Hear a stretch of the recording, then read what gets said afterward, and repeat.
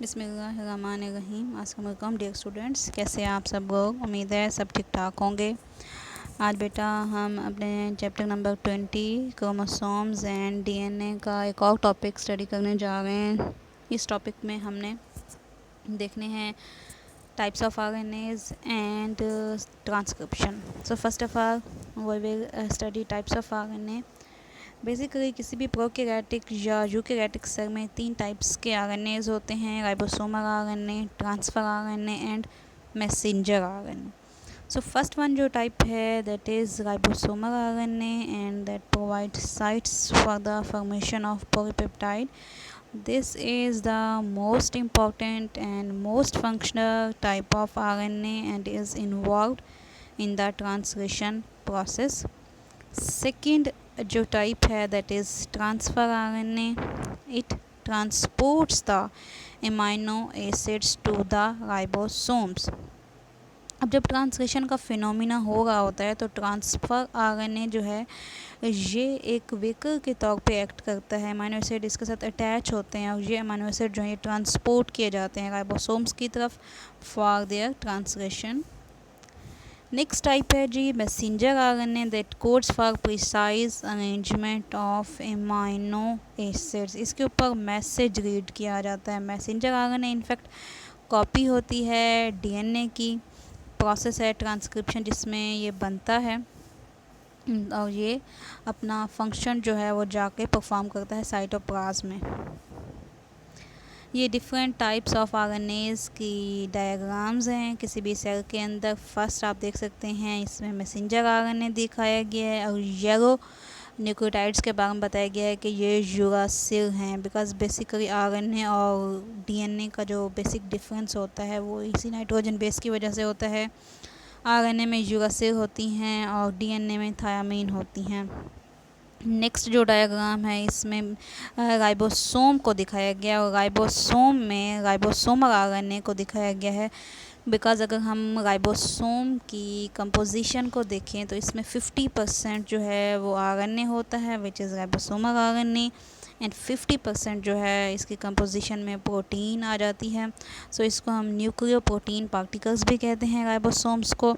और ये जो 2 यूनिट्स दिखाए गए हैं ये एक लार्ज यूनिट है which is blue in colour और जो येलो है that is small ribosomal unit. और दोनों में ही राइबोसोमल आरएनए को इंडिकेट किया गया है थ्रेड्स की फॉर्म में. और थर्ड वन जो डायग्राम है ये ट्रांसफ़र आरएनए की है. इसमें एक हेयरपिन रूप की तरह इसके स्ट्रक्चर को दिखाया गया है जिसकी बेस पे ग्रीन कलर का एक अमाइनो एसिड जो है वो अटैच होता है क्योंकि यहाँ पर अटैचमेंट साइट होती है. नेक्स्ट है जी फिनोमिना हमारा transcription which we have to study. First of all look at its definition. The process in which an RNA copy of the DNA sequence encoding the gene is produced. इस process को हम क्या कहते हैं बेटा? Transcription कहते हैं, जिसमें एक आरएनए की कॉपी बनती है डीएनए की सीक्वेंस के साथ साथ के हवाले से. तो उसको हम क्या कहते हैं? ट्रांसक्रिप्शन कहते हैं. अब आप देख सकते हैं यहाँ पे डायग्राम दिखाई गई है. फर्स्ट जो है वो डीएनए है और उसकी कॉपी बन गई है ट्रांसक्रिप्शन में जो कि आरएनए है. और थर्ड स्टेप जो है वो हमने आज डिस्कस नहीं करना, वो हम अपने नेक्स्ट लेक्चर में स्टडी करेंगे. उसमें उसको कहते हैं ट्रांसलेशन. और ट्रांसलेशन में क्या होता है कि ये जो मैसेंजर आरएनए है इसके ऊपर जो मैसेज है उसको रीड किया जाता है और उसको ट्रांसलेट किया जाता है from one language to another. Means nucleotide language to amino acid language. तो इस फिनोमिना को हम क्या कहते हैं? ट्रांसलेशन कहते हैं. नेक्स्ट है जी location of transcription process. Means different type के सेल्स में ट्रांसक्रिप्शन का प्रोसेस जो है वो कहाँ पे होता है? प्रोकैरियोट्स में जो है बेटा ये प्रोसेस साइटोप्लाज्म में होता है because they don't have a proper nucleus. So that's why this phenomena will occur inside the cytoplasm because DNA is present inside the cytoplasm which is to be copied. And in eukaryotes this phenomena will occur inside the nucleus because DNA is present inside the nucleus, and then messenger RNA which is formed, it will migrate towards the cytoplasm for its translation. Next एक term है जी template strand. Temperate strand किसे कहते हैं? अब DNA का वो strand जिसकी copy होती है उसको हम कहते हैं जी template strand. Only one of the two DNA strand is copied, this strand should be known as template strand, या इसको एंटी सेंस स्ट्रैंड भी कहते हैं। देखिए ये एक टर्म रखी हुई है एंटी सेंस स्ट्रैंड, वो इस वजह से लिखी गई है क्योंकि जो कॉपी बनती है वो एक्चुअली दूसरे स्ट्रैंड की कॉपी होती है, टेम्परेट स्ट्रैंड की कॉपी नहीं होती। टेम्परेट स्ट्रैंड तो जस्ट एक हाउसिंग प्रोवाइड करता है for the attachment of the nucleotides, और कॉपी जो बनती है वो दूसरे स्ट्रैंड की होती है, इस वजह से दूसरा जो स्ट्रैंड है उसको कोडिंग स्ट्रैंड कहा जाता है। Non transcribing strand is called sense strand. देखिए इस डायग्राम में आप देख सकते हैं बेटा, ये जो दो स्ट्रैंड दिखाए गए हैं, एक स्ट्रैंड जो है उसकी कॉपी बनी है, दूसरा स्ट्रैंड जो है उसकी कॉपी नहीं बनी। तो जिस स्ट्रैंड की कॉपी बनी है दैट इज़ टेम्परेट स्ट्रैंड और एंटी सेंस स्ट्रैंड, और जिसकी कॉपी नहीं बनी that is sense strand. Next है जी RNA polymerase which is one of the most important requirement for the transcription process and without which transcription process will not occur। और ये जो next एक term है डायरेक्शन, डायरेक्शन ये है कि transcription का प्रोसेस किस वे में होता है उसको हम इसकी डायरेक्शन में कंसीडर करते हैं। Transcribing process always proceeds in 5 to 3 direction, यानी कि जो डीएनए के सीक्वेंसेस है उसको जब रीड किया जाता है और उसके रीडिंग के बाद जो नया मैसेंजर आरएनए बनता है उसकी ग्रोथ हमेशा 5 to 3 डायरेक्शन में प्रोसीड करती है। 5 जो है वो उसका इंटीरियर एंड होगा और 3 जो है वो उसका पोस्टीरियर एंड होगा। नेक्स्ट है जी आरएनए पॉलीमरेजेस की डिफरेंट टाइप्स। प्रोकैरियोट्स में कोई ऐसी कॉम्प्लिकेशन नहीं होती and they have only one type of RNA polymerase which is responsible for the synthesis of 3 types of RNAs, messenger RNA, ribosomal RNA and transfer RNA. Whereas eukaryotes have 3 types of RNA polymerases. RNA polymerase 1 for the synthesis of ribosomal RNA, RNA polymerase 2 for the synthesis of messenger RNA and RNA polymerase 3 for the synthesis of transfer RNA. Next हमारे पास है जी promoter. ये भी एक बेटा requirement हम कह सकते हैं ट्रांसक्रिप्शन के प्रोसेस की।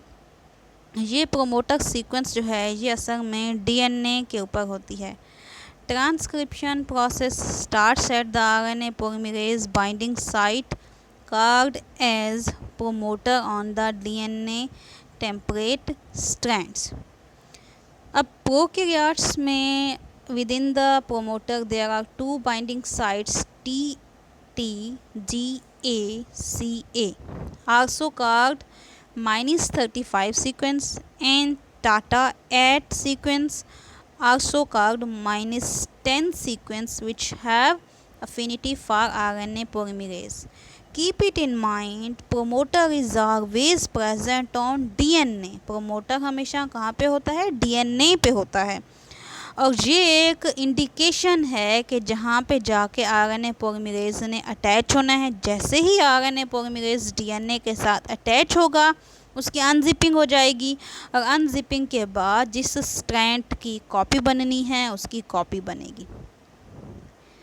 और यूकैरियोट्स में क्या होता है? In eukaryotes promoter sites are -75 and -25 sites respectively.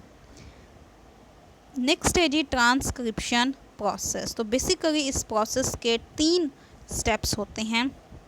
Step 1 जो है उसको हम कहते हैं इनिशिएशन प्रोसेस, और इसमें क्या होता है, binding of the RNA polymerase to the promoter. One of the subunits of RNA polymerase, sigma factor, is responsible for correct initiation of transcription process. Once the transcription has started, the sigma factor is released and the remaining part of enzyme moves over template. तो ये बेटा first step होता है, start होता है transcription का जब RNA polymerase promoter के साथ बाइंड करता है। जैसे अभी मैंने आपको बताया कि आरएनए पॉलीमरेज जो है ये एक स्पेसिफिक सीक्वेंस के साथ बाइंड करता है जो कि डीएनए पे मौजूद होती है। उस सीक्वेंस को हम प्रोमोटर सीक्वेंस कहते हैं। जब ये बाइंड करता है तो उससे फिर नेक्स्ट प्रोसेस जो है वो स्टार्ट हो जाता है। The DNA strands opens up at the place where enzyme is attached to the template strand, forming transcription bubble. तो जैसे ही ट्रांसक्रिप्शन बबल बनता है, ट्रांसक्रिप्शन बबल कैसे बनता है, डीएनए की ओपनिंग से बनता है।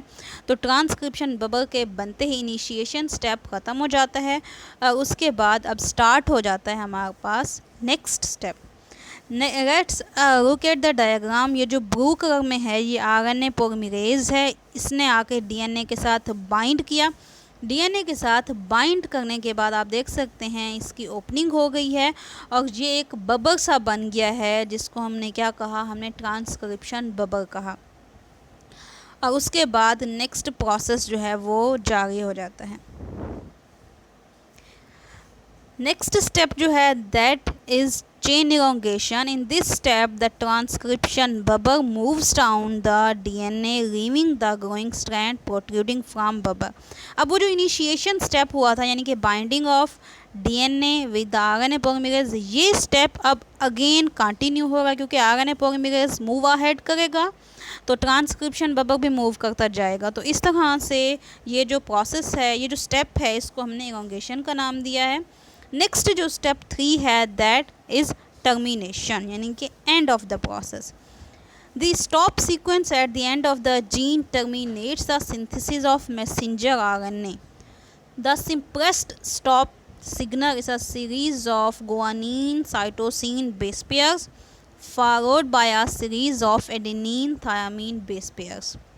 जैसे ही इनकी रेपिटिशन होगी तो एक स्टॉप सिग्नल मिल जाएगा। The RNA formed in this region forms a GC hairpin followed by 4 or more U ribonucleotides.